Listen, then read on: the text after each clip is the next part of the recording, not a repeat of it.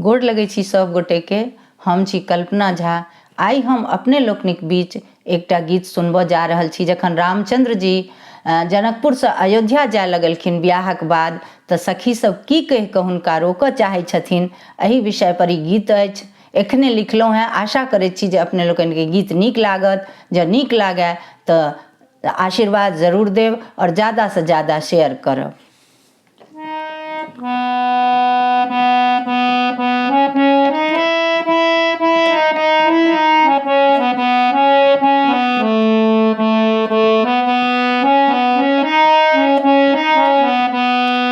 राम जी जूनी जइयो छोड़ी ससुरारियो, दुल्हा सरकारियो ना। राम जी जूनी जइयो छोड़ी ससुरारियो, दुल्हा सरकारियो ना।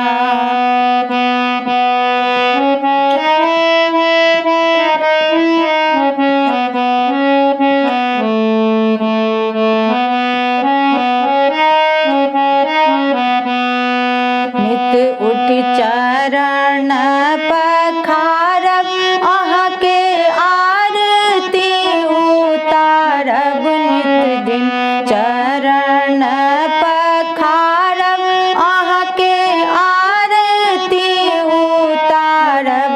अहाँ के आरती उतारब। एतऽ भेटत पाहुन सरहोजी सारियो, दुल्हा सरकारियो ना।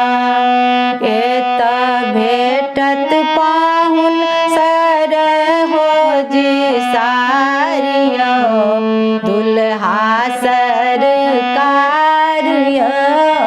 ना।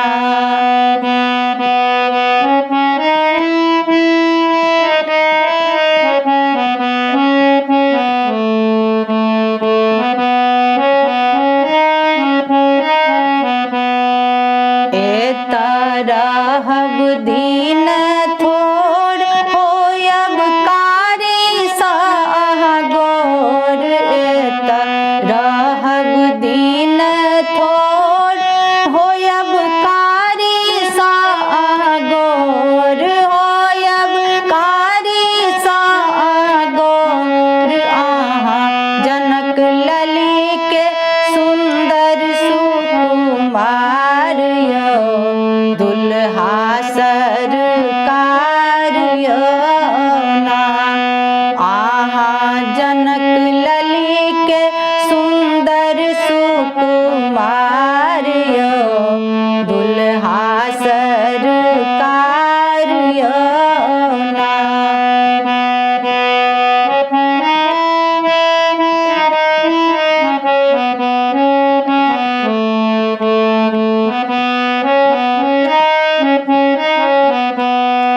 अहाँ मिथिला के जमाई, देखी